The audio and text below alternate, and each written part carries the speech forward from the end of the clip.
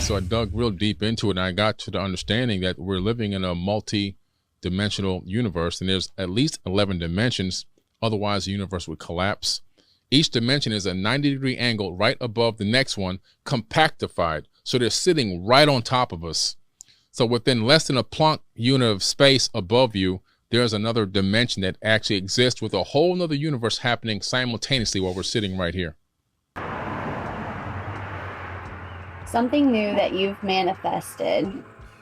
Well, so if I go to make a right turn instead of a left turn, and something inside me tells me don't take the right turn, take the left turn, because they have probably already lived out that decision already. They took the right turn and it ended really badly for them. So they whisper to you, don't take that turn. It'll end badly. There'll be a car accident. You're going to die, something like that. And in turn, you hear that in your head or whatever, because, or just a feeling in your. Wild. That's hard to fathom. It's hard to fathom. So right here where we're sitting right now, there's a whole nother dimension of a whole nother universe happening, life taking place. Yes. Right in the same space that we are. Right here where we are. Right here. Vast too. Vast. Just as vast as ours is vast. And have them speaking to them as well. But I also now believe that just as we have our intuition, our higher selves talking to us at all times, I think that goes a little bit further. And when we make decisions in life at certain crossroads and we choose, say, a left turn over a right turn, when we choose the right turn, we also create another version of ourselves that might have taken the other turn. And that version is alive and living the life that you would have lived if you had taken the left turn in a different universe. And then even that person that lives in that universe, that's you, living just a slightly different life, makes more of you depending on which decision they're making. Okay, so you have you in this universe, and you have you from all of your past lives that have lived. And from higher dimensions, they experience time differently. Time really doesn't exist. The past, present, and the future happen all at once. So and that version is alive and living the life that you would have lived if you had taken the left turn in a different universe. And then even that person that lives in that universe, that's you, living just a slightly different life, makes more of you depending on which decision they're making. Okay, so you have you in this universe, and you have you from all of your past lives that have lived and now are in the spirit realms helping your soul now. But they're also you now as well, because you're all one soul. And then you have the you. For example, from the fifth dimension would look at us and they'd be able to see us. Imagine us in this building here, but imagine when I first walked in, and imagine us in here, and imagine me like in the bathroom or something.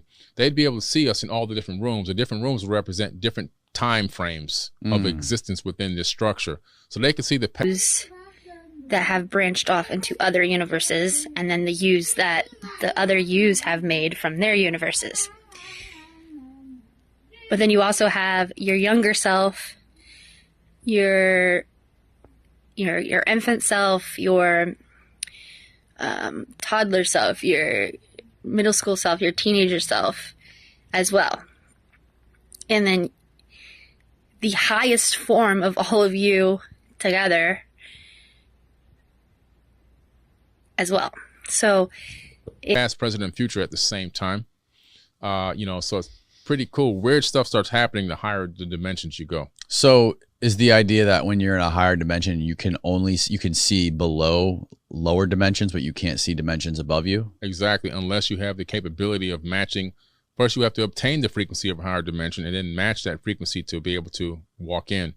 So match the spirituality, intuition, new baby, proposal, marriage. Literally, Spirit saying, continue doing what you're doing. And if you're not already on this path, release what the heck you need to release. Step forward instead of stepping backwards. Make the changes you need to make in order to take a step up that ladder. And then that step leading to the next step, as long as you don't take a step backwards, it will keep leading you forward, up, and out, completely to the top of that ladder, to the highest possible peak of your life, your highest, best self. Frequency. Yeah. So, for example, okay, my hand is stopped now by this table, right? Why is it stopped? I'm not really touching the table. There's repulsion going on, electromagnetic repulsion between the electrons in my hands repelling the electrons in the table. You don't really touch anything. Now, if I can match the subatomic frequency of the atoms in this chunk of wood here on this table, I could, with my hand, I would be able to pass my hand right through this table unscathed. Why? Because atoms are 99.999% empty space. Nothing is really here. Everything is only a light wave slowed down to a particular frequency. And so if you can match frequencies, you can merge with things. You can walk through walls and all that kind of stuff. The things that seem paranormal could be advanced beings have tapped into some type of understanding of how to match different frequencies in our dimension and appear apparitional or paranormal. But in true reality, they could just be taking a peek in. And you are going to get there in every single way possible in your life, as long as you continue in this direction if you're already on it, and if you're not, release and then take a step forward and then continue stepping forward and don't look back. Don't go back to the past, especially if you know they haven't changed. Don't look behind and make sure you didn't leave something behind, because if you left it behind, I'm pretty sure there was a reason you didn't remember to bring it, or you didn't want to bring it. You gotta let go of what no longer serves you, because if you're hanging on to something that's not for you anymore, you could be keeping that something or that someone from the person that it's meant to be for, and then in turn making them stuck on their journey. And then you don't know that at that second, but you eventually end up... How did we come to the understanding that these higher dimensions exist? Like, what is the most basic evidence that we have of this? Quantum physics proves it. See, when we look into the quantum world, everything changed. In standard physics is where we are right now, in the large side of physics. But the smaller you go, the more weird things get. We find that particles transphase in and out of existence, and they go to different dimensions. We even know now that some of our synapses of our thoughts in our brain phase out of this dimension and they go somewhere else, and then they come back again. And this has all been tracked. And then get medication, right? And then just suppress these things. Or you wouldn't go to the doctor, but you wouldn't like try to figure it out either because you're scared of it. So you just keep letting it go on and go on and go on until you reach this breaking point of you don't have a possibility to go on by yourself anymore. So you're either gonna probably off yourself or you're going to, basically at that point you do off yourself, right? And the thing is, this is what I never quite understood before, right? When they get to that breaking point and they do try to kill themselves, okay? Just bear with me for a moment, okay? So somebody like Dustin, Okay? He tries to commit suicide, but he fails. He doesn't actually fucking fail. Okay? There's probably a point where he goes unconscious, or if you OD and you go unconscious, as soon as you're unconscious, you're making a conscious decision every time. A conscious decision in your, wherever you, once you're unconscious, you're not in your body, your soul's in the other space, right? Okay. And at that point, you have to make a decision. You have to decide, are you going to go back into your body and, you know, continue living your life, but continue it seeking, and then eventually when that seeking leads you to healing, right? Or you are going to not go back into your body, you're going to stay in the soul world until you can be replaced into another life. But when you go into that other life, it's not better, okay? Because you can't get out of that soul, that soul has to continually go back into a body until it reaches the point of enlightenment, okay? So, your life is going to be probably worse than the life that you had before, which led you to doing this act in the first place, right? Okay. And you have to basically get through all of those lessons and still try to ascend. But at that point, it actually might become better, because since your life is so much harder, you're going to get to that accumulation point a lot quicker, okay? Which, you know what I mean? At some point, your soul's probably going to learn, you know? Right. Or you have a choice to work for the lower frequency, which is not bad. It's not Satan. Like, a lower frequency is not bad at all. Yeah. You want to work for Satan? That's not bad. That's not wrong for your soul, and you can still kind of ascend that way. And like, you almost have to. You have to have a life like that in order to complete ascension anyway, to be able to not go back into a soul. Does that make sense? Tracked and traced through the understanding of quantum mechanics and quantum physics, and understanding that dimensions exist. The biggest way that we made a model of this is we figured out how to create something called quasi-crystals. Now, these quasi-crystals are these multi-dimensional crystals. We actually created an 8th dimensional quasi-crystal. We created this. Yes, we created it. How did we create it? We created in a laboratory using different technologies. And then from that 8th dimensional quasi-crystal, it casts a shadow of itself down to a 4th dimensional quasi-crystal, which then casts down a shadow which creates a sphere. So we know that the universe is most likely the shadow of a higher dimension. It's crazy stuff. Yeah, that's kind of mind-bending. Getting karma, debt, for preventing somebody from being able to move forward. Not only that, but you're keeping yourself stuck. So why don't we just go ahead and do what we need to do to raise up and not get stuck and get left behind? So continue doing what you're doing. Spirit says you're doing great. If you have any questions, message me. Person and that accumulation point. And the worst part is these scientists and stuff, these psychologists and stuff have already figured out the exact pattern and at what ages and the different things that a person would go through at those ages to even lead up to that accumulation point. And at any time, they say, no matter what, you will go through something. It just depends on what that something is for you that makes you reach that. And the other thing that goes along with this is you usually reach these accumulation points when you have parents who never broke their generational curses, right? So when you think of a generational curse, you might think somebody hexed you or whatever, but it could simply be, I was yelled at by my mother, okay? Yeah. And her yelling at me would always get me even more out of sorts. And then she would get even more frustrated because then the original thing that she was yelling about me at was getting worse, right? And never did that mom stop to think that maybe my daughter keeps telling me that when I yell at her, it makes her body panic and things get worse.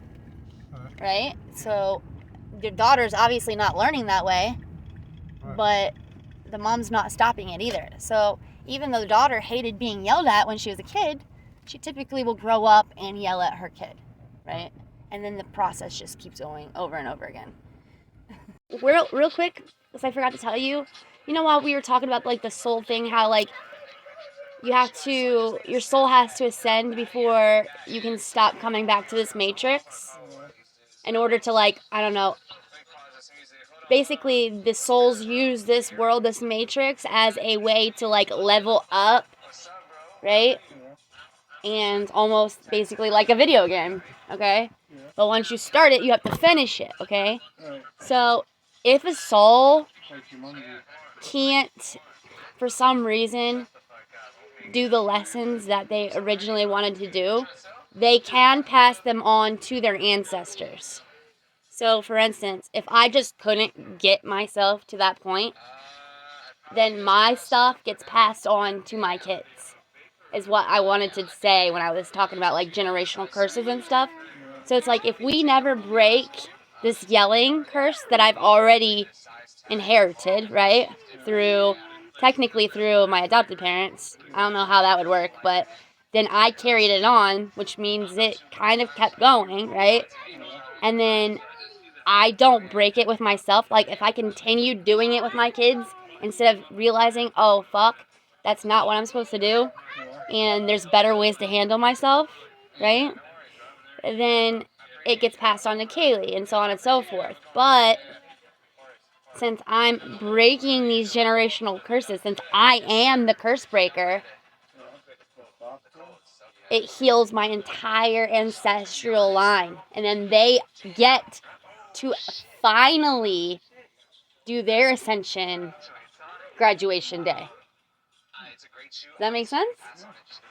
So if I am the one that breaks all these generational curses, then basically my family lineage is completely healed then. So if we look at it like my birth family, it'd be, obviously I don't sexually assault my kids. That's broken, And I'm not going to leave my kids in other people's care, and I'm not going to disown them. So guess what? Curse broken, curse broken, curse broken. You get what I'm saying? And then eventually, if I'm already doing like this process of awareness of self, and I continue it until I eventually die, and I'm continuously working on everything that I feel I'm not showing up as my higher self in, then I broke all those generational curses, therefore my family is healed. My family, all of their, everybody that has passed on now gets to level up and be free of the matrix. They don't have to, because you don't die and then go directly into another body, right?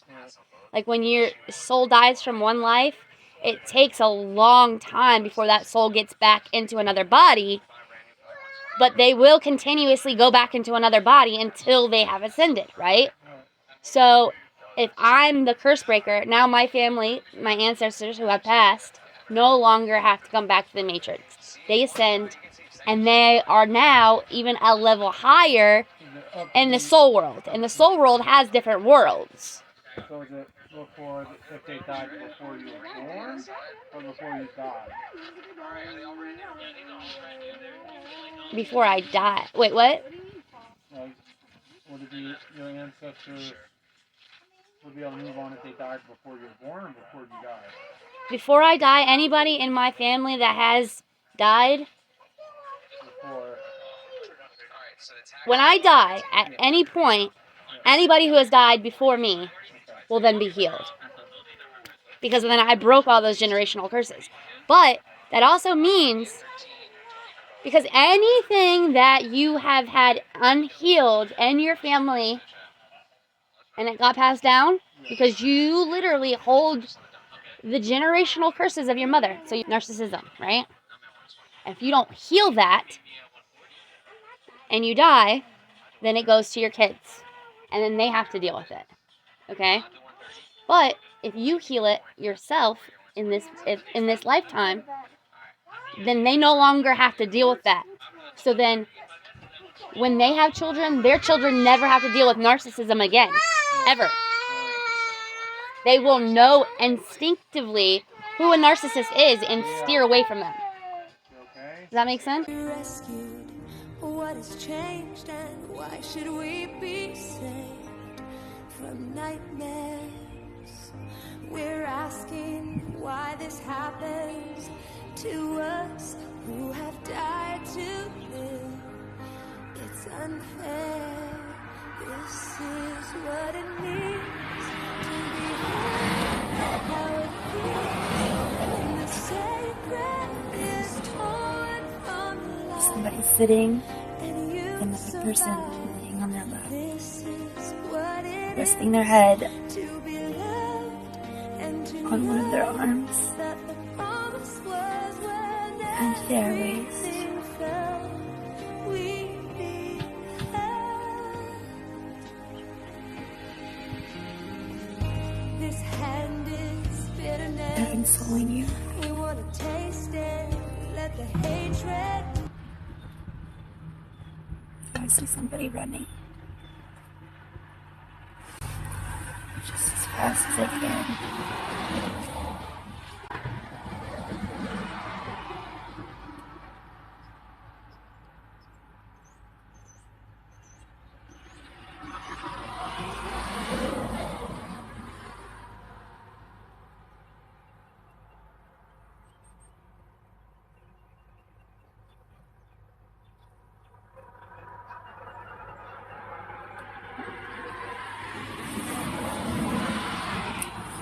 They're showing me like the outline of a person, like the chalk line, but then how like in motion, how you can kind of see multiples.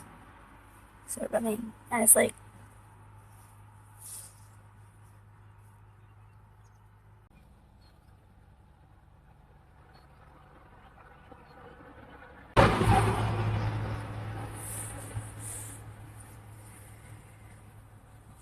I've seen a triangle first,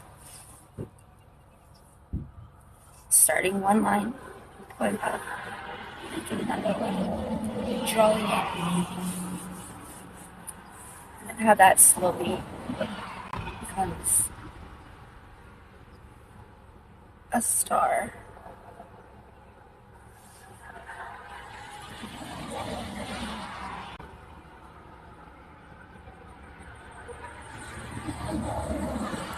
It goes